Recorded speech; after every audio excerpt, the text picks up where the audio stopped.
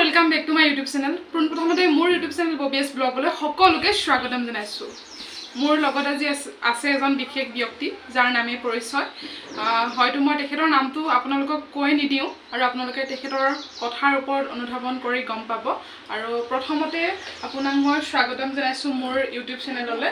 আৰু আপোনাৰ বিষয়ে মই জানিব বিচাৰিম, আপোনাৰ কৰ্মময় জীৱন। পোনপ্ৰথমতে মই আপোনাক সুধিছোঁ আপোনাৰ কৰ্ম জীৱনটো আপুনি কেনেকৈ আগুৱাই লৈ গৈ আছে।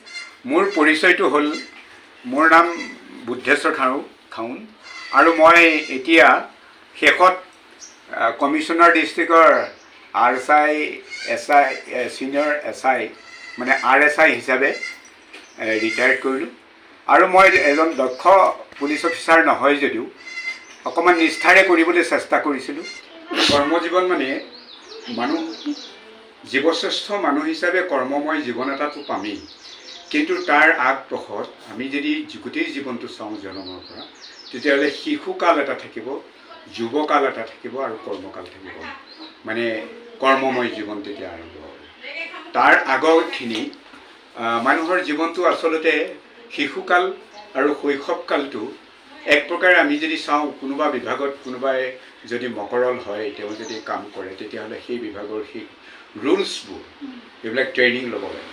ঠিক তেনেধৰণে আমাৰ মানুহৰ জীৱনৰ এই তিনিটা ভাগৰ ভিতৰত কৰ্মময় তৃতীয়ত ক'লোঁ, দ্বিতীয়ত যুৱকাল ক'লোঁ আৰু প্ৰথম শিশুকাল।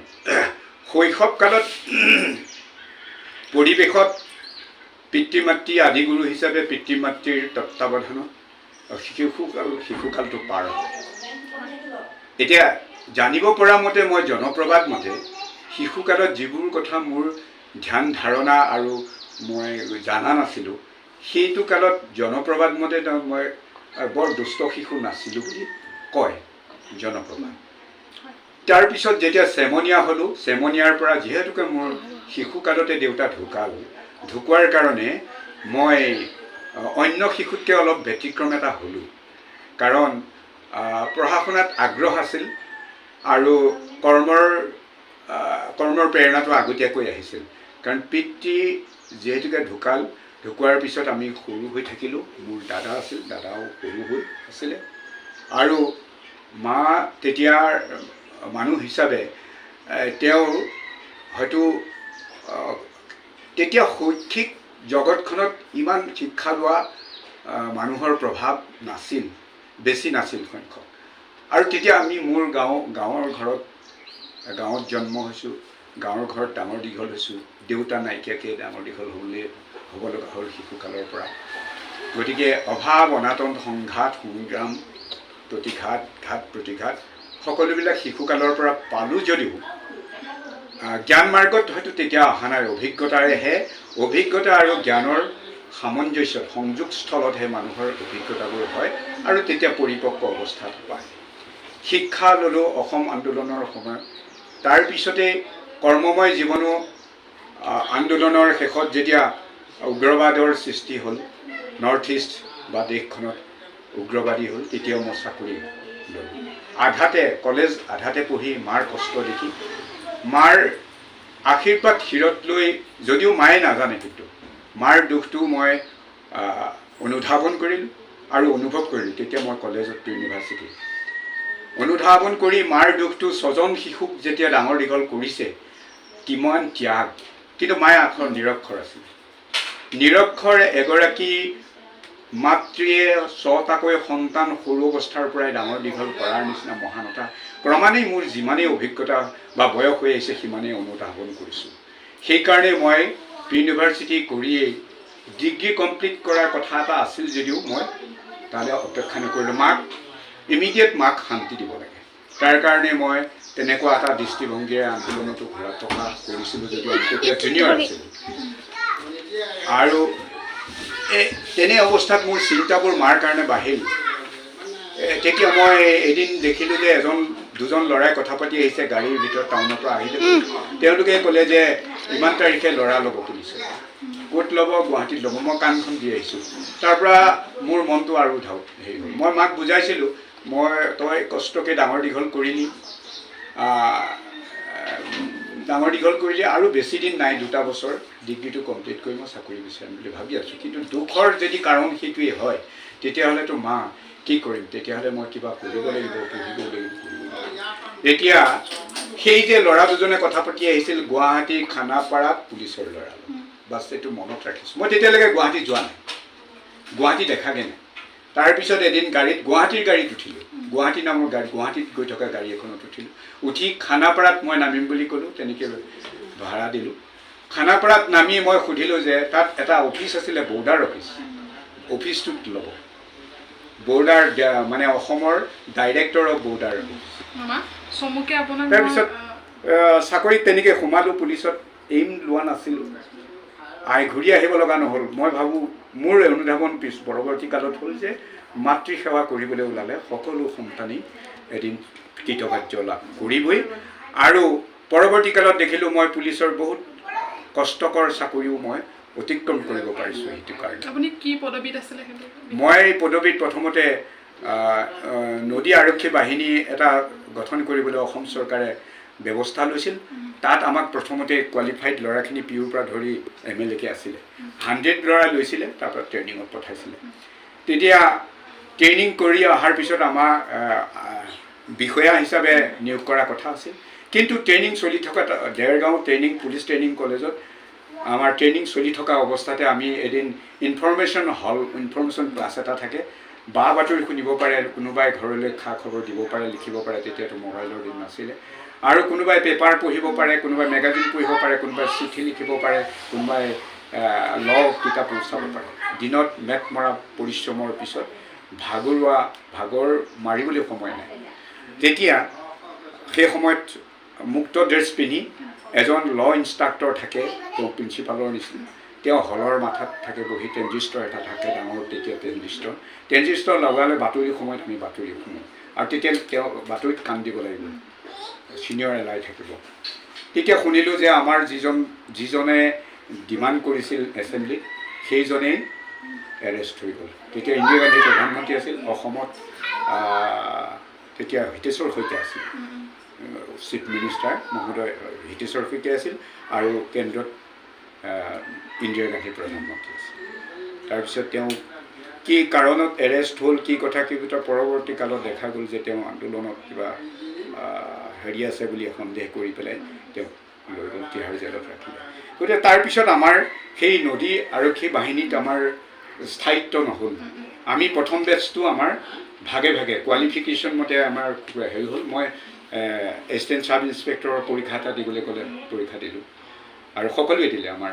প্ৰথম বেটছটোৱে সকলোৱে দিলে বহুতে পাছ কৰিলে কিছুমানে পাছ নকৰিলে আমি পাছ কৰিলোঁ তাৰপিছত এই যে ৰিজাল্টৰ 4 বছৰ 3 বছৰৰ পিছতেই তাৰমানে আমাৰ এফেক্ট হ'ল তাৰ আগত আমাক বৰ্ডাৰ কাম কৰিব দিছিল বাংলাদেশ ইনকুৱাৰী ফ'ৰ্চত আমাক ৰাখিছিলে ৰাখি 3 বছৰ কৰাৰ পিছত এইটো অফিচাৰ মকৰল হ'ল এপইণ্টমেণ্ট হ'ল ডিষ্ট্ৰিক্ট এক্সিকিউটিভ ফ'ৰ্চত তাৰমানে থানাৰ যিবিলাক আৰক্ষী বিভাগ আছে তাৰে পিছত চাকৰি কৰি উগ্ৰবাদীৰ দিন ছুটি টুটি নাপাওঁ তেনেধৰণৰ দিন পাৰ কৰিলোঁ কৰি কৰ্মময় জীৱনৰ সাংসাৰিক মানে কিয় ভিডিঅ'টো বেছি দীঘল হৈ যাব ন এতিয়া আপুনি যিহেতু পুলিচ বিষয়া এজন সুদক্ষ পুলিচ বিষয়া আপুনি বিভিন্ন ধৰণৰ কেছবোৰ পায় এই ধৰক সৰু ল'ৰা ছোৱালীয়ে সোনকালে বিবাহপাশত আবদ্ধ হয় পিছত এইটো বিষয় লৈ আপুনি অকণমান কৈ দিয়ক এই নৱপ্ৰজন্মটোৱে যে এইটো বিষয়ত বেছি অনুধাৱন কৰি গৈ আছে কিমান সত্যতা আছে এইটো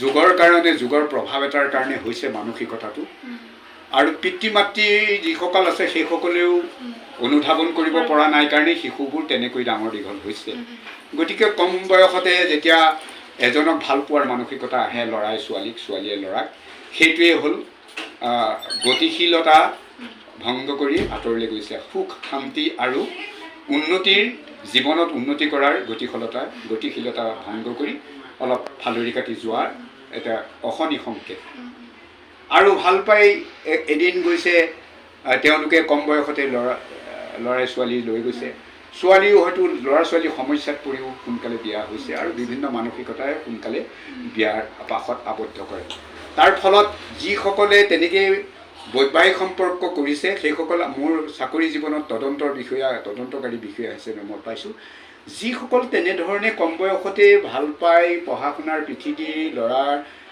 বিয়া বাৰু হৈ গৈছে বাল্য বিবাহৰ দৰে বা কোনোবাই এৰেঞ্জো কৰিছে বাল্য বিবাহ, তেনেকুৱাবোৰ 80% আমি অপৰাধ জগতখনত দেখিবলৈ পাইছোঁ তেওঁলোক অশান্তিকৰ হৈছে। কেইমাহমানৰ পিছতে তেওঁলোকৰ মনোমালিন্য হৈছে, হয়তো 2 বছৰৰ পিছত সন্তান হোৱাৰ পিছতো আকৌ সন্তানক বুকুত বান্ধি লৈ থানাত আহি ৰিপৰ্ট কৰিব লগা হৈছে, হয়তো গিৰিয়েকে অত্যাচাৰ উৎপীড়ন কৰিছে, ছোৱালীজনীও কম বয়সৰ কাৰণে মেইনটেইন নিজক কৰিব পৰা নাই আৰু সংসাৰখন মেইনটেইন কৰিব নোৱাৰা হৈছে। এনেকৈ অশান্তিকৰ জীৱন আমাৰ সমাজখনত বিয়পি পৰিছে। অৰ্থাৎ মাক দেউতাকে সন্তানক যেতিয়া চম্ভালিব নোৱাৰাৰ পৰিস্থিতি, তেতিয়া সন্তানে যেতিয়া বাল্য বিবাহ কৰি পেলাই মূৰ ঘমাব লগা হৈছে, পঢ়া শুনা আধৰুৱা কৰি বিভিন্নজনে, আৰু কোনোবাই যদি পঢ়া শুনাও সম্পূৰ্ণ কৰিছে, বিএও পাছ কৰিছে, কম বয়সতে বিএ পাছ কৰিয়ে বা নকৰিয়েই যেতিয়া ছোৱালী এজনী হায়াৰ ছেকেণ্ডেৰী পঢ়ি থকা টিনা এজত ছোৱালী যদি বিয়া কৰায়, আৰু তাক যদি আমাৰ বিশেষকৈ আইনৰ সম্পৰ্কে মই এইটো ক'বলৈ যাওঁ, 18 বছৰ নহ'লে যে বাল্য বিবাহ বুলি ধৰিছে, আৰু 18 বছৰ হোৱাৰ পিছতো এজনী ছোৱালী বা এটা ল'ৰাৰ অভিজ্ঞতা নাহে, সেইটো আইনৰ পৰা বাচিবৰ কাৰণেহে 18 বছৰত বাল্য বিবাহটো ধৰিছে। কিন্তু আচলতে বাল্য বিবাহৰ যিটো প্ৰতিফলন হয়, যিটো প্ৰতিক্ৰিয়া হয়, বেয়া প্ৰতিক্ৰিয়া, সেইটো 19 বছৰত বিয়া হ'লেও হ'ব, 20 বছৰত হ'লেও হ'ব। তাৰমানে জ্ঞানৰ মাৰ্গটো, অভিজ্ঞতাৰ মাৰ্গবিলাক নাহে তেতিয়া। এইটো বিষয় যে আজিকালি প্ৰজন্মই মানা নাই, সেইকাৰণে অসম চৰকাৰে এইটো সিদ্ধান্ত কৰিছে যে আমাৰ মুখ্যমন্ত্ৰী হিমন্ত বিশ্ব শৰ্মা চৰকাৰখনে, আৰু ভাল হৈছে, কিন্তু এছামে বেয়া পাইছে। নাই, বেয়া পাবই, ভাল বেয়াটো থাকেই, কিন্তু মোৰ মতেও বৰ্তমান চৰকাৰখনৰ মুখ্যমন্ত্ৰী মহোদয়ৰ যিবিলাক কৰ্মৰাজি, মই যদিও এতিয়াও ৰাজনীতিত কোনো পক্ষত নাই বা আনুষ্ঠানিকভাৱে নাই, কিন্তু কৰ্মৰাজি দেখি আছোঁ, টিভি চিভিত শুনি আছোঁ, পেপাৰ পঢ়ি আছোঁ, নিজেও থানাবিলাকৰ লগত এতিয়াও অকণমান সম্পৰ্ক আছে মহাবৰ্ষৰ পোৱাৰ পিছতো, গতিকে গম পাই আছোঁ যে আগৰ তুলনাত বিভিন্ন চৰকাৰৰ তুলনাত যথেষ্টখিনি কৰিছে, আগুৱাই গৈছে। আৰু যদি ৰাইজ তাত সহযোগ হয় তেতিয়াহ'লে আৰু আগুৱাই যাব পাৰিব।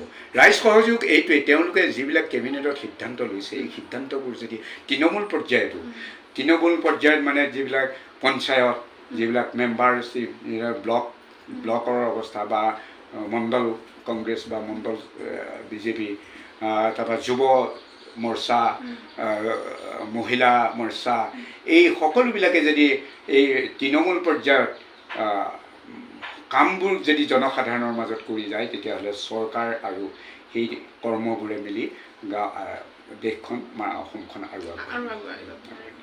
আপোনাক ধন্যবাদ। ভিডিঅ'টো বহুত দীঘলীয়া হৈ গৈ আছে, আৰু আপুনি মোৰ চেনেলৰ যোগেদি এটা কথাই কওক, আজিকালি ল'ৰা ছোৱালীখিনি কোনটো বিষয়ত বেছিকৈ গুৰুত্ব দিব লাগে, চমুকৈ কওক অলপ।